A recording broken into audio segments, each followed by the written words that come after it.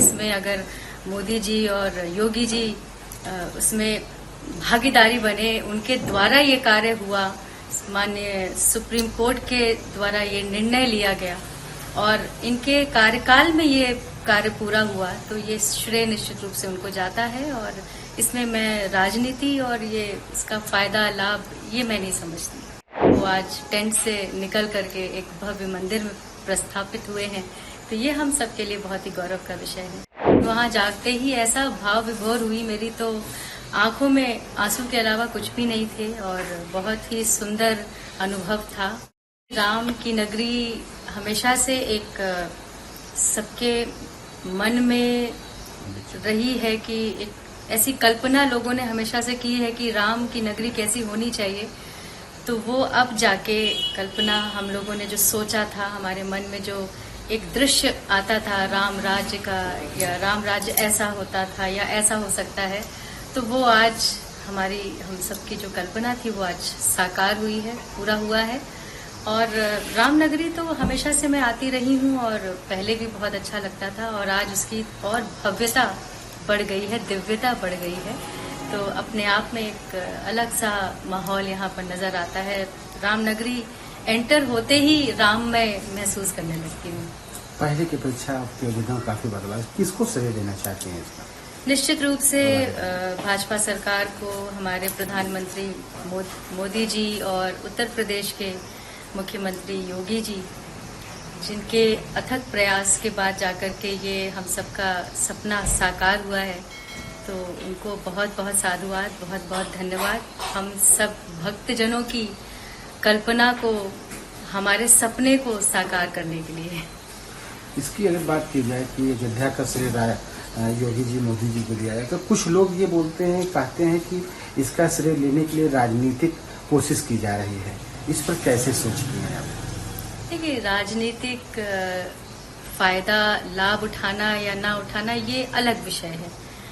ये तो शुरू से हम सबकी इच्छा थी कि राम मंदिर बने और भव्य रूप में बने, और वो किसके द्वारा हुआ ये मायने नहीं रखता, लेकिन हम सबका जो एक बरसों पुराना जो सपना था वो पूरा हुआ, ये सबसे बड़ी विशेष बात है। और इसमें अगर मोदी जी और योगी जी उसमें भागीदारी बने, उनके द्वारा ये कार्य हुआ, माननीय सुप्रीम कोर्ट के द्वारा ये निर्णय लिया गया और इनके कार्यकाल में ये कार्य पूरा हुआ, तो ये श्रेय निश्चित रूप से उनको जाता है। और इसमें मैं राजनीति और ये इसका फायदा लाभ ये मैं नहीं समझती। ये भक्तजनों का सपना साकार हुआ है। प्रभु राम को जो एक भव्य मंदिर चाहिए था, उन्हें आवश्यकता थी एक दिव्य मंदिर, दिव्य स्थान की, तो पंडाल से लेकर के वो आज टेंट से निकल करके एक भव्य मंदिर में प्रस्थापित हुए हैं, तो ये हम सबके लिए बहुत ही गौरव का विषय है। आप भगवान राम के सम्मुख जब होती हैं तो क्या मन में आता है, कैसे? मैंने जब यहाँ पर दर्शन किया था, पिछली बार जब कार्यक्रम में आई थी, तो मुझे सौभाग्य मिला, प्रभु श्री राम का भव्य दर्शन करने का अवसर मिला।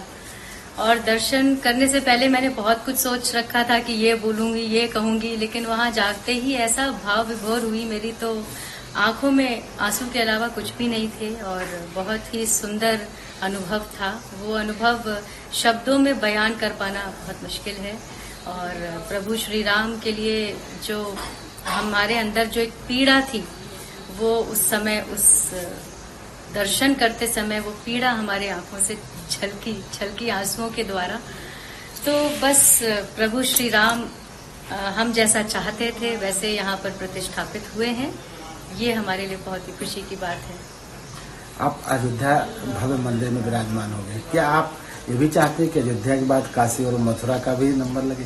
देखिए, काशी में काफी हद तक काम पूरा हुआ है और काशी कॉरिडोर बनवाया है हमारे माननीय मोदी जी ने, और उसके आगे की भी जो कार्यवाही है वो भी कार्य प्रगति पर है, चल रहा है। और उच्च न्यायालय का जो भी निर्णय होगा उस पर कार्य होगा। और इसके बाद मथुरा में भी जो हमारा कृष्ण मंदिर है, उसको भी ऐसे ही भव्य रूप में हम सब देखना चाहते हैं। कौन नहीं देखना चाहता है?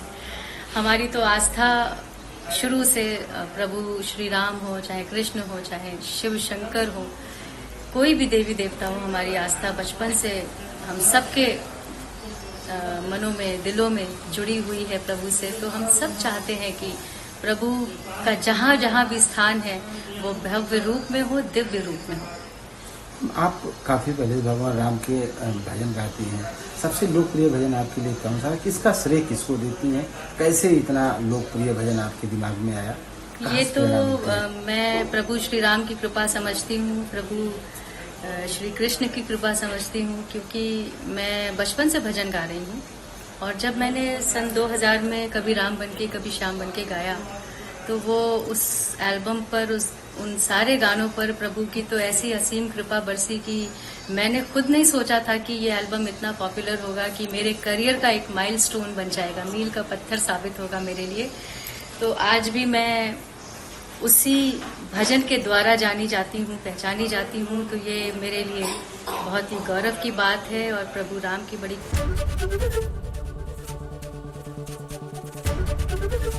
एबीपी गंगा, खबर आपकी, जुबान आपकी।